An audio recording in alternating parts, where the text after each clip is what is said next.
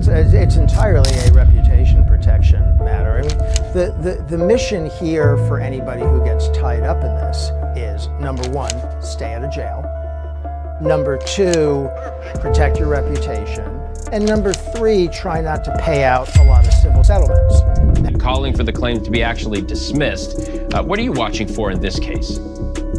Well, Sean Carter, Jay-Z has good reason to ask for this case to be dismissed. The accuser came out and did an interview. Now, we didn't get to see her face. We didn't get to learn her name.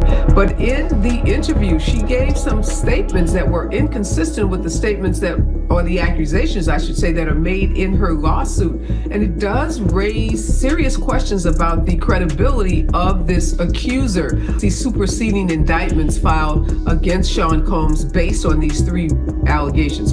Wait, hold on. Did we just hear that right? Diddy and Jay-Z both possibly going to jail? And no, this isn't just some gossip floating around anymore, folks. It's getting real. And we've got some serious evidence to back it up.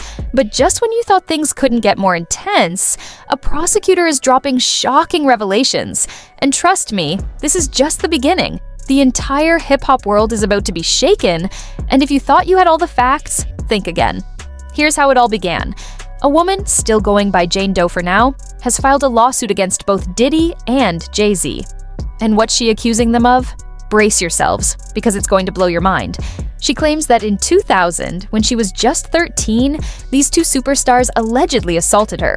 The woman, now 38 and living in Alabama, stayed silent about this traumatic experience for 24 years. Why? Because, let's be real, who would believe a 13-year-old girl accusing two of the biggest names in the industry? But now, she's ready to tell her side, and the details she's revealing are shocking, to say the least. Stay tuned. This story is just getting started, and it's about to get a whole lot darker.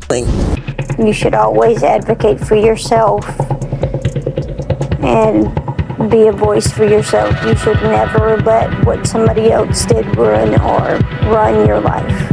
A 38-year-old mother from Alabama who has filed a lawsuit accusing Sean Diddy Combs and Jay-Z of raping her when she was 13 years old is speaking out to NBC News for the first time. Now, according to her lawsuit and a recent NBC interview, the woman claims the incident occurred at the 2000 MTV Video Music Awards after-party. At 13, she snuck out of her house in Rochester, New York, to catch a glimpse of the event at Radio City Music Hall. With no ticket, she watched from the Jumbotron, where she met a limo driver who worked for Diddy.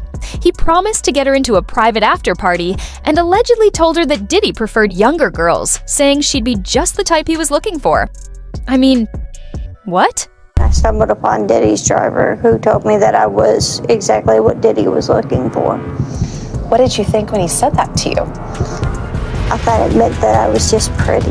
No. She followed the driver to a large white house, where two men allegedly had her sign something, possibly a non-disclosure agreement, before letting her inside. At 13, she was in over her head. Inside the party, filled with celebrities like Fred Durst and Benji Madden, she started feeling lightheaded after drinking something handed to her. She was led to a private room, where Jay-Z and Diddy allegedly walked in. She claims Jay-Z attacked her first, holding her down and assaulting her, followed by Diddy doing the same. An unnamed woman was reportedly in the room watching. Jay-Z comes in and me. He at that point I was fighting, trying to get away from him, and he put his hand over my mouth and told me to stop it, cut the Afterward, she managed to escape and ran to a gas station, where she called her dad to come pick her up. She was so distraught that she asked the person at the gas station if she could use the phone. They let her, and she called her father, still visibly shaken. I'm in silence. He didn't ask me what happened. He didn't ask me what I did or where I was. But hold on a second. Full stop. There are some serious inconsistencies in her story. For one, she claims she met Fred Durst and Benji Madden at the after-party, but here's the thing. Benji wasn't even there. He was on tour. Plus, her dad doesn't even remember picking her up from the gas station, and NBC couldn't verify some of the locations she mentioned.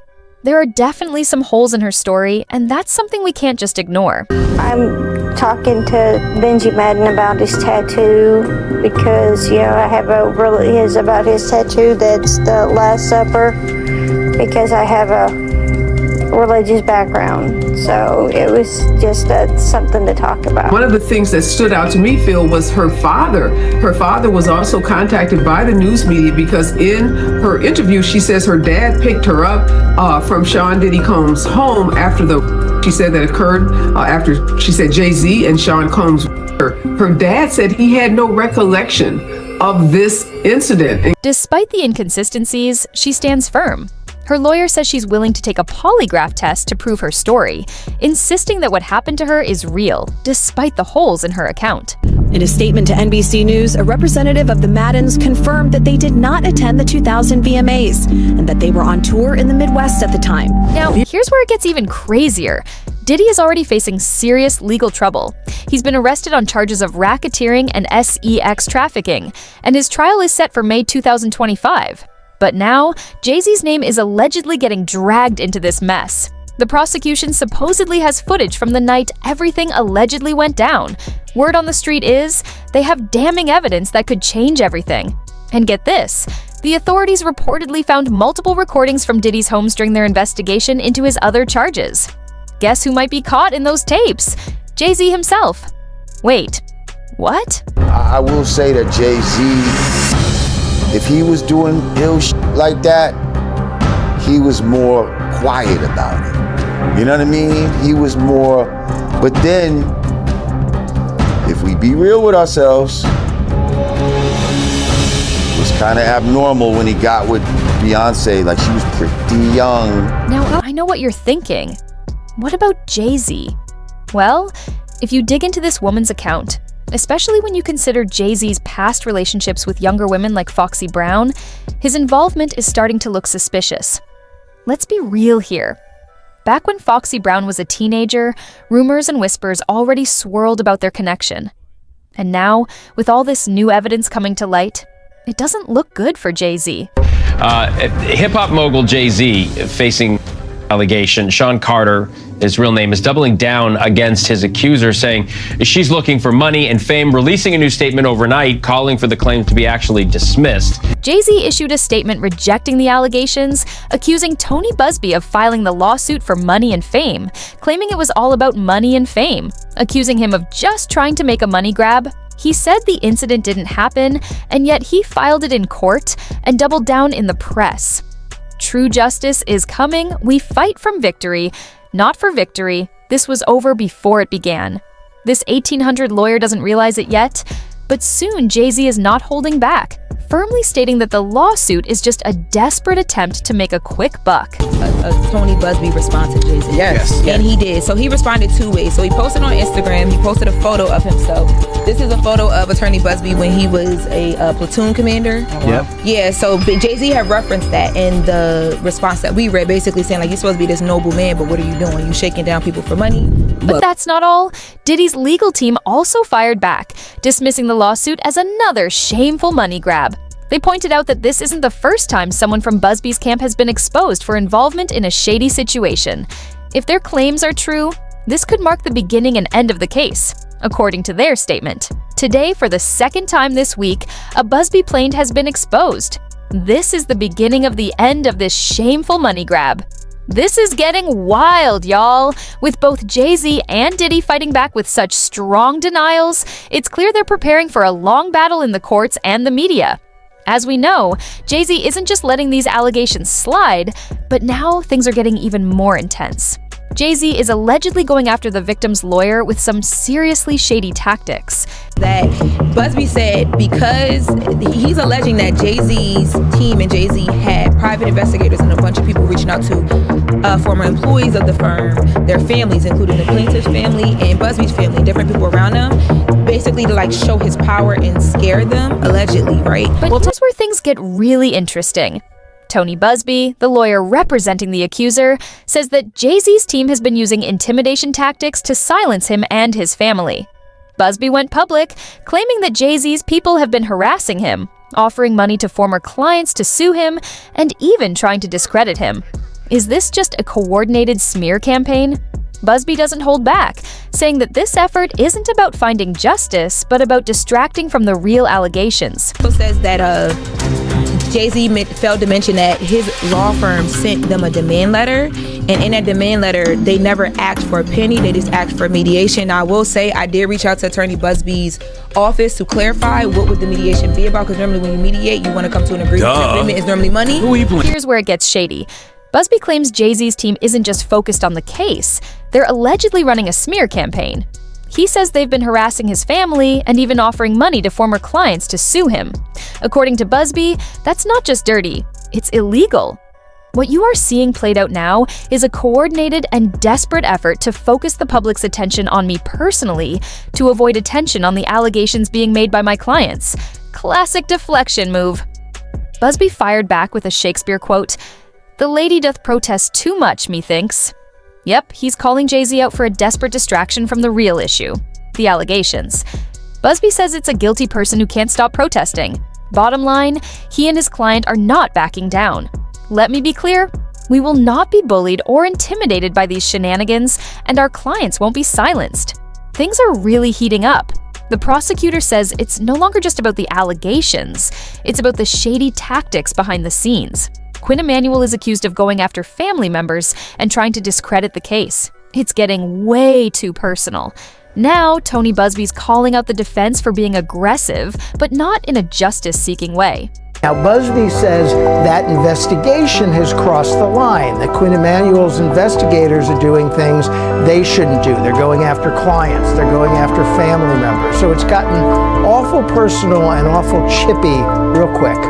The prosecutor says Quinn Emanuel will claim they were just doing their due diligence. But really, they're attacking Busby instead of the allegations. They're trying to paint him as a fancy ambulance chaser just looking to cash in on fake claims. They will argue, I mean, first of all, they're arguing that Busby is a bad guy. They're arguing basically that Busby is a very fancy ambulance chaser. And he is out trying to generate clients, and that in this case, client means person who would like to get a check from Sean Combs or Jay-Z. It's a classic distraction move. Instead of focusing on the allegations, the defense is allegedly shifting the spotlight to Busby, calling him a money-hungry lawyer just looking for a big payday. The prosecutor says it's just like the Deshaun Watson case, where lawyers were accused of aggressively generating claims, not seeking justice. It's the same kind of thing we saw in the Watson case, where the allegation is that he's being too aggressive in soliciting and generating claims, and that the driving motive is not making things right for the victim as much as generating large settlements and large collections for his law firm. Here's the thing, Jay-Z's name is already out there, and honestly, no one's shocked. We all knew there were other big names allegedly involved in these parties, and it was only a matter of time before someone else got called out. The prosecutor's not surprised either, saying with all the speculation, it was bound to happen. I find surprising. So we knew that there are other people allegedly involved in these. We knew that there were other people involved. We surmised that there were going to be some high-profile names involved. And, you know, I've seen rampant speculation about Jay-Z and about other people. I don't know if any of it's true. Nobody knows if any of it's true. So I'm not too surprised to see his name pulled into this. As for Busby's approach, the prosecutor thinks his public statement about having 100 clients lined up against Diddy was probably just to grab the defendant's attention. With all the details coming out, the victim's account, the prosecutor's take on Jay-Z's involvement, and his aggressive attack on Busby, it's starting to look like Jay-Z might be in serious trouble. It's getting harder to deny, and the more Jay-Z goes after Busby, the more it seems like he's trying to clear his name. If he were really innocent, why all the intimidation tactics? Why not just let the case play out in court? Instead, he's using every trick to discredit the lawyer and avoid the real allegations. And don't even get me started on that footage. If it's real, it could be the smoking gun that ends Jay-Z's career. It's like what happened with the Cassie allegations. People doubted at first, but when the video footage dropped, everything changed. Now Jay-Z's facing the same thing. Can he avoid the same fate as Diddy? It's getting harder to see how. First, the whispers, then the lawsuits, now the undeniable footage. If it's real, it could be the end for him. So the big question is, Will Jay-Z end up behind bars like Diddy? Are we about to see the end of their careers? How much longer can they deny the truth with all this evidence piling up? Let me know what you think in the comments below. I love hearing your thoughts, so drop them down. And if you haven't already, smash that like button, hit subscribe, and turn on your notifications so you won't miss the next juicy update. You're going to want to see what's coming next. Check out the video at the end of the screen for even more tea.